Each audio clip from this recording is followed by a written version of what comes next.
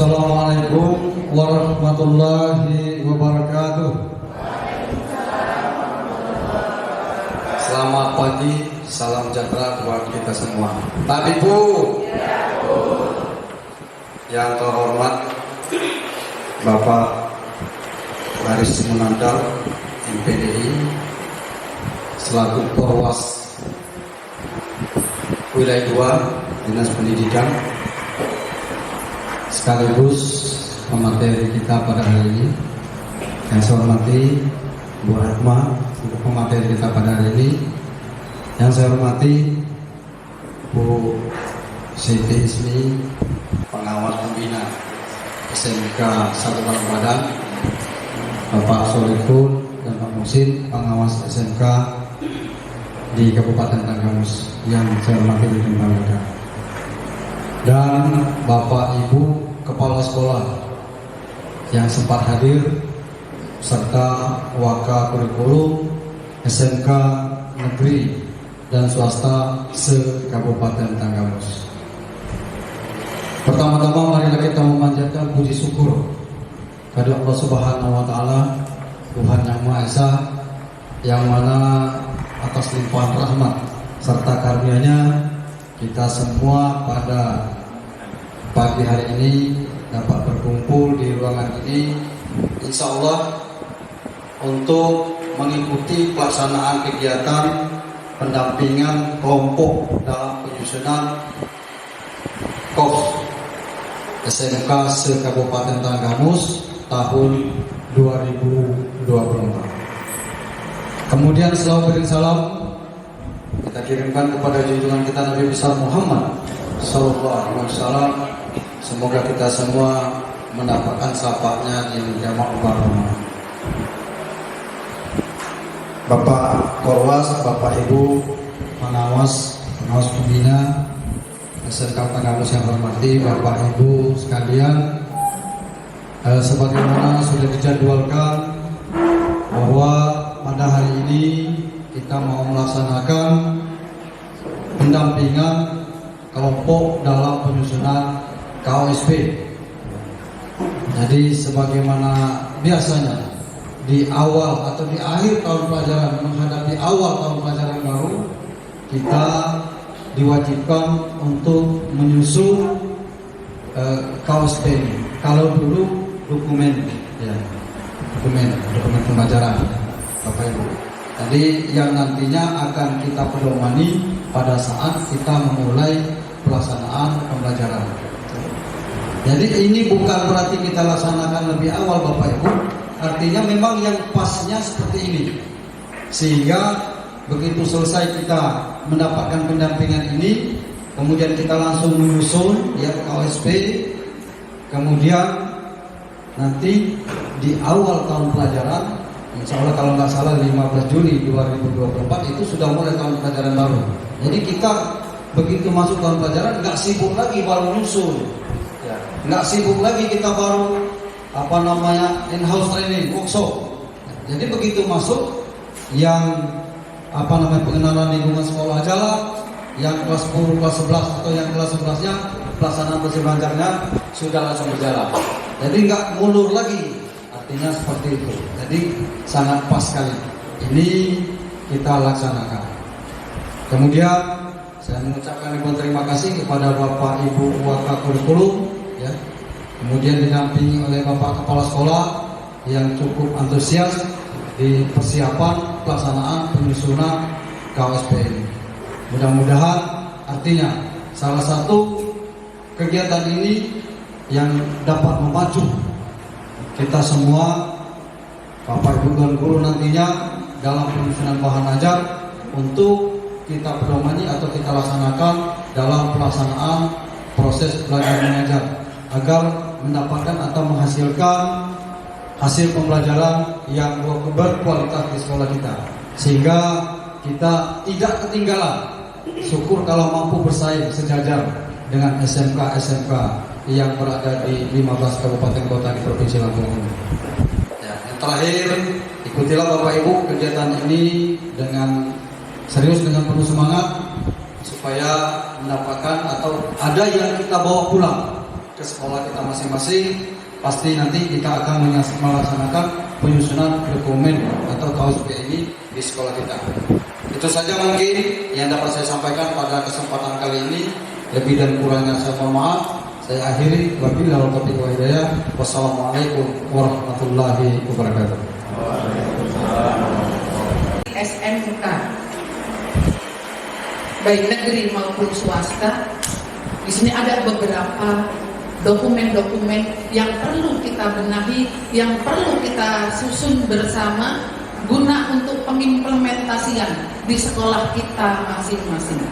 Untuk itu kami mohon nanti Bapak Ibu bisa mengikuti kegiatan ini dengan sebaik-baiknya. Seperti apa yang disampaikan oleh Ketua MKKS tadi, setidaknya kita pulang sudah bisa membawa oleh-oleh dan langsung melanjutkan oleh-olehnya itu, langsung menyelesaikan kegiatan itu bersama tim kurikulum yang ada di sekolah masing-masing. Bapak Ibu yang saya hormati, terima kasih atas kehadirannya semuanya, dan terima kasih juga kepada Ketua MKKS SMK Kabupaten Tanggamus yang telah memfasilitasi kegiatan ini. Dengan seperti ini kita nanti bisa berkolaborasi untuk saling berbagi ilmu terkait dengan apa yang harus kita implementasikan nanti.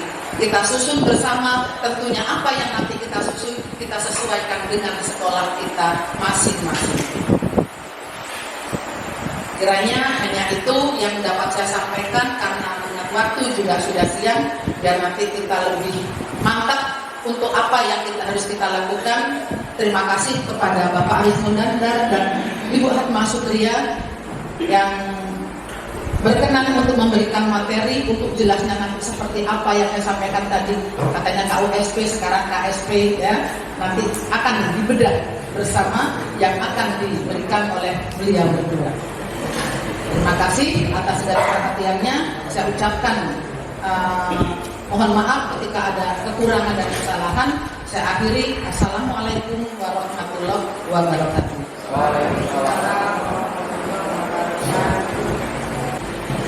Ya Bapak Ibu,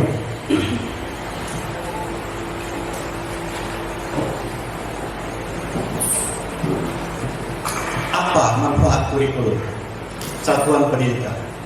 Bagaimana prosesnya? Siapa yang terlibat? Apa saja komponennya? 4 pertanyaan besar. Apa manfaat kurikulum? Sebagai apa tadi? Panduan yang lebih opera. Karena dalam Kemendikbudristek sudah bikin acuan juga, tapi masih apa? Global, ya. Kan begitu. Kita perlu rincikan lagi sebagai acuan. Loh, kalau sebagai acuan kita membuatnya tidak lengkap, kan acuannya menjadi mengganjal nanti, kan begitu masalahnya. Bagaimana prosesnya? Tentu diawali dengan tim dulu, bagi tim. Kalau perlu sistematikanya dibagi-bagi. Baru nanti di sini atau di apa disosialisasikan, minta masukan dari kawan-kawan. Bahkan juga ada perwakilan komite, bahkan dari guru semua minta masukan. Siapa saja lah itu yang terlibat. Komponennya tentu ada sistematika yang prinsip-prinsip, ya. Yang lain boleh dikembangkan. Saya langsung saja masuk ke sini. Ini dia. Dari awal saya tegaskan bahwa terkait dengan pengistilahan nama. Pada Permendikbudristek nomor 12 tahun 2024 tentang kurikulum, kan sudah terbit ya. Di situ ada CP, kita merujuk ke sana. Yang 24 di sana itu tahun 2024. Dimana kalau CP yang kemarin kan tidak mengatur dengan kurikulum, secara umum dia CP saja ya. Tentang anak usia dini jenjang pendidikan dasar menengah, bahwa nama dokumen kurikulum menjadi kurikulum satuan pendidikan. Berarti kalau kurikulum satuan pendidikan berarti kurikulum kayak sama dengan yang dulu. Kurikulum SMA, SMK kan begitu. Satuan pendidikan. Dasarnya adalah Permendikbudristek nomor 12 ini pasal 29. Jelas. Satuan pendidikan mengembangkan kurikulum satuan pendidikan. paling minimal mengatur tentang, paling minimal ya, tapi boleh dikembangkan. Sistematika yang kami siapkan, instrumen yang kami siapkan lebih nanti mengakomodir kebutuhan sekolah, terutama SMK. Ada tentang penjelasan karakteristik satuan pendidikan. Nah, kita bahas. Ada visi misi tujuan satu pendidikan. Ya. Dalam kesempatan ini kami tidak menitekankan bagaimana untuk menyusun visi misi. Ya, kali sekilas. Yang penting ada visi misi, karena ini prosesnya sangat panjang kalau memang mau merubah ya. Pengorganisasian pembelajaran dan perencanaan pembelajaran. Ini dia minimal ya. Ini kan minimal. Tidak diatur bahwa sistematikanya seperti apa. Berarti kita boleh membuat sistematika, tapi kami hanya menawarkan sistematikanya. Seperti itu. Nah, ini jadi pengisilan kita adalah kurikulum satuan pendidikan. Saya akan berikan konsep, ya, konsep dulu sedikit, bahwa pada intinya kerangka dasar kurikulum itu seperti ini gambarannya. Yang ditetapkan oleh pemerintah kita kaji. Baik, ya. Pertama kita harus memahami tentang tujuan pendidikan. Kita pahami dulu tujuan pendidikan, menjadikan peserta didik yang beriman, bertakwa sebagainya, terampil, sehat, itu ya tujuannya. Tujuan pendidikan Indonesia. Dari sana kita juga harus memahami profil pelajar Pancasila yang 6. Apa? Kita kaji gitu ya. Profil pelajar Pancasila. Dari situ juga kita harus memahami SKL. SKL-nya kayak apa? Kita pahami. Juga kita akan memahami tentang standar isi, proses penilaian. Nah, kita pahami. Kita juga harus melihat struktur kurikulum Permendikbud nomor 12 tahun 2024 tadi, ya, kita pelajari. CP-nya kita harus paham. Setiap mata pelajaran punya karakteristik masing-masing. CP ini kayak mana, menerjemahkannya. Ya, lantas juga standar penilaiannya seperti apa namanya, prinsip pembelajaran seperti apa. Baru ini fleksibel dan dinamis, mengembangkan kurikulum operasional, fleksibel dan dinamis. Lantas apa?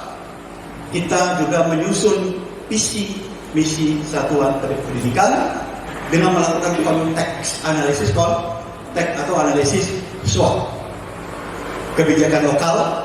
Baru kita nanti menyusun kurikulum operasional dan perangkat.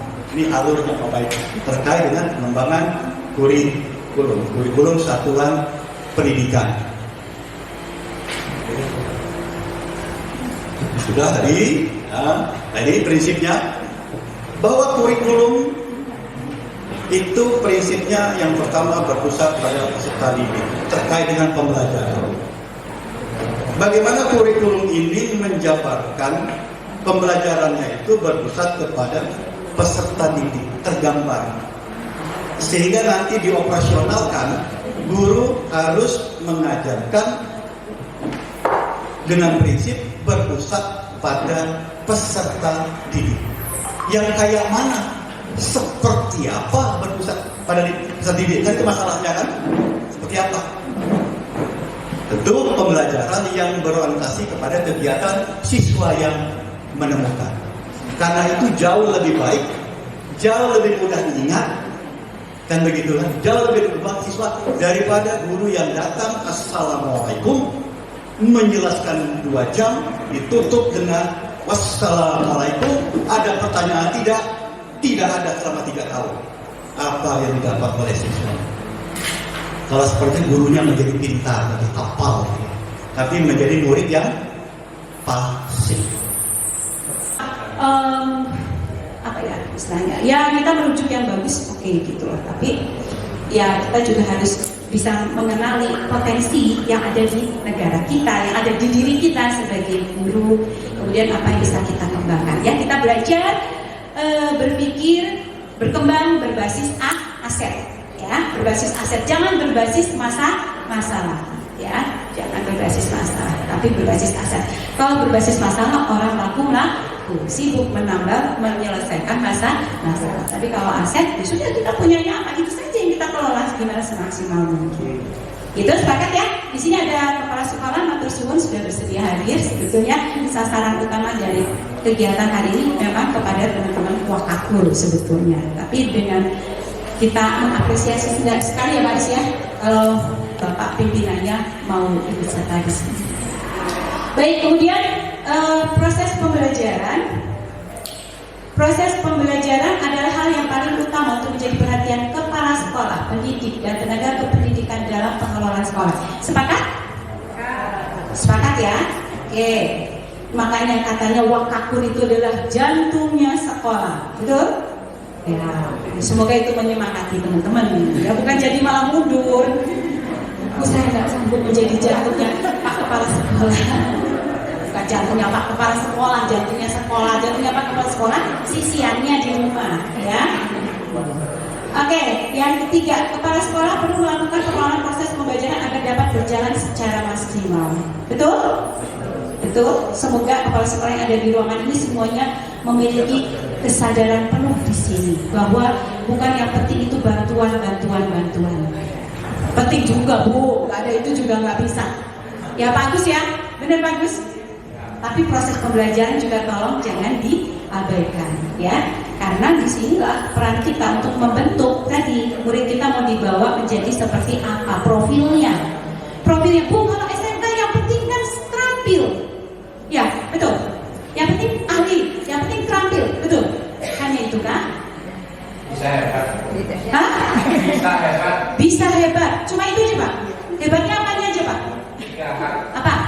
Terakhir pengetahuan yang bekerja siap melanjutkan siap berwirausaha. Mantap.